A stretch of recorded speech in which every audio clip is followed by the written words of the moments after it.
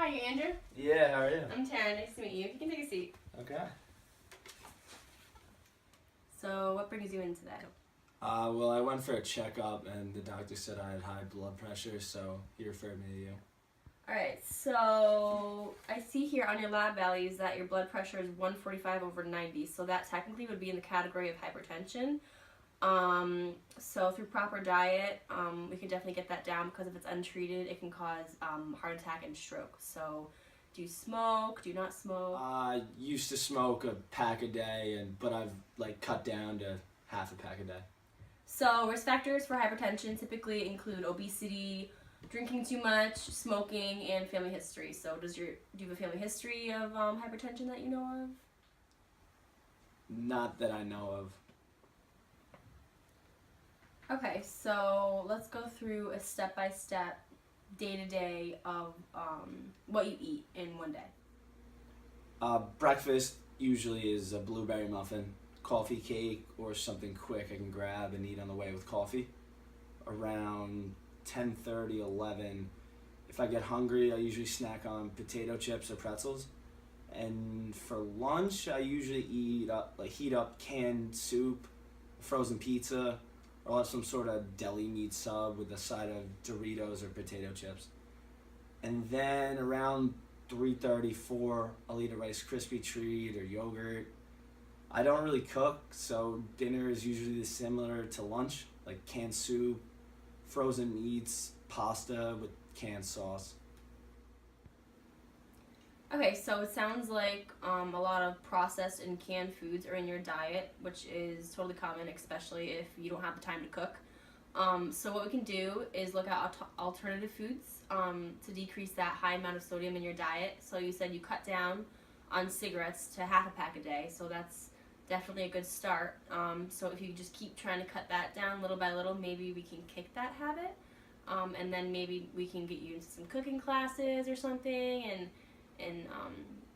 just get you into a more healthier way of eating. Yeah, I'm definitely trying to cut down to a fourth a pack a day because I'm at a half now. Mm-hmm. So yeah, awesome. Okay, definitely try and work on that. So here's what we can do to change your diet up. So let's focus on breakfast first. So when you're not in a rush, maybe on the weekend or your ideal breakfast, what do you love to eat for breakfast? yeah, I love scrambled eggs, omelets, but I don't really have time to make them while I'm working in the mornings.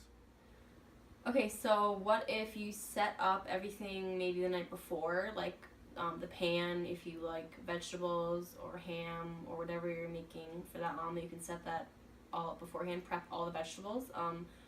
Maybe take some classes on how to, prepare vegetables and stuff in healthy ways. And then when you wake up, you can kind of just throw everything in the pan. Or if you really don't have time and you're in a rush, there are definitely healthier options you can look at, on the go, other than coffee cakes. There's cashew bars, fruit and nut bars. There's granola, oatmeal. There's a bunch of different things that we can look at. What if I started making oatmeal and fruit in the mornings? Mhm. You could even bag fruit the night before, and then bring it on the way, or you can keep fruit at work. Keep healthy things that you can grab on hand, so that if you get hungry, then you're not tempted to maybe grab the less healthier options that are available. Okay, now for snacks. So from what you're telling me, it kind of sounds like you cater towards the salty and crunchy snacks. So what do you think you could do to maybe make those healthier options? Yeah, I usually like the crunchy snacks, so crackers with peanut butter or apples with crunchy peanut butter. That sounds good. Yeah, that definitely sounds like a way healthier option than Doritos and chips. But then again, everything's in moderation, so I'm not saying you can never have Doritos and chips ever again. Once in a while, everything is okay. As for dinner, that may be challenging because you said you don't cook a lot and rely a lot of time on freezer food and canned food. As for soup, those are normally very high in sodium. However, they do have low sodium options, so you could look on the shelves they have Progresso soups, low sodium options. Also, canned sauces are very high in sodium. Anything canned and preserved typically has a lot of salt in it. So what I'm going to propose is we have cooking classes every Thursday night here for the public. So we could teach you how to make a homemade sauce, and then you could learn it on your own and then make it back home, instead of relying on the high sodium like freezer foods. And we could even include some fresh vegetables.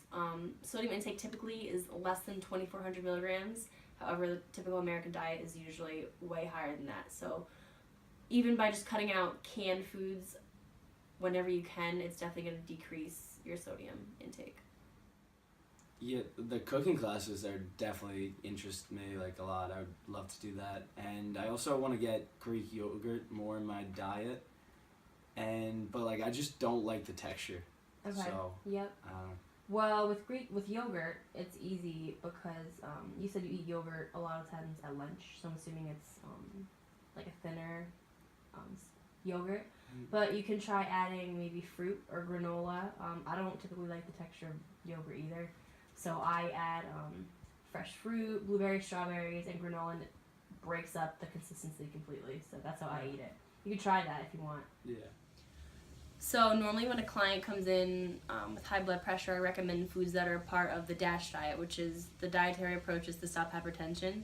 And this includes a lot of fruits and vegetables, low fat or non-fat dairy, and then mostly whole grains, lean meats, fish, poultry, nuts, and beans. High fiber, and then like low to moderate in fat. And also, you told me that you're busy a lot of times, so stress management is definitely an important component because that can increase your hypertension levels. So maybe I'm thinking if you increase exercise or go to the gym, maybe more than you do now, or you could try taking yoga classes, meditation, anything to relieve stress, because that is definitely a contributor to your hypertension, or could be. Okay, so I could eat whole grain toast with peanut butter? Yeah, so that would be perfect. Whole grain toast with peanut butter. So I can definitely give you some handouts on the DASH diet for foods to eat and not to eat.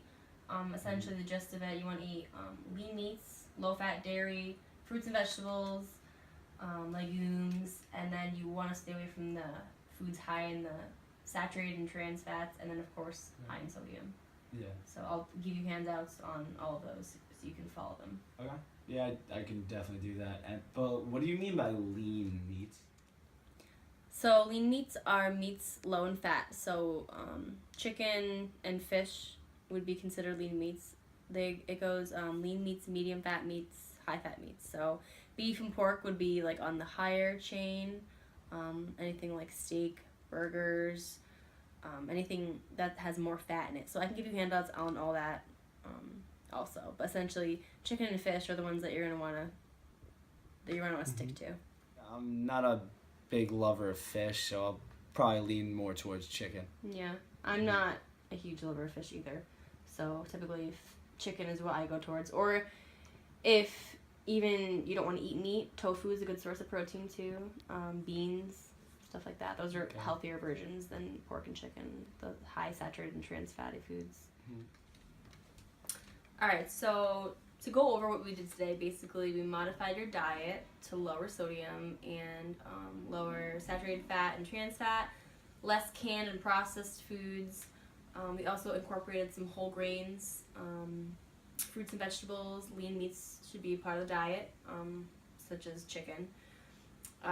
So following this diet, your blood pressure should go down. I'll give you handouts on everything about the DASH diet and everything that we discussed today about switching out some of your food options.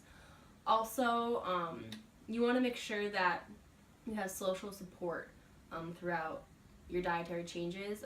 If you're living with someone or whoever you're surrounded by, maybe let them know that you're trying to do this diet so that you're not maybe tempted to, they don't tempt you to, go have some foods higher in saturated fat, higher in sodium, so that everyone's on the same level, and it'll help you to reach your goals way more. So, do you have any questions for me today? I think you've answered everything. Okay, thank you very much. You're welcome.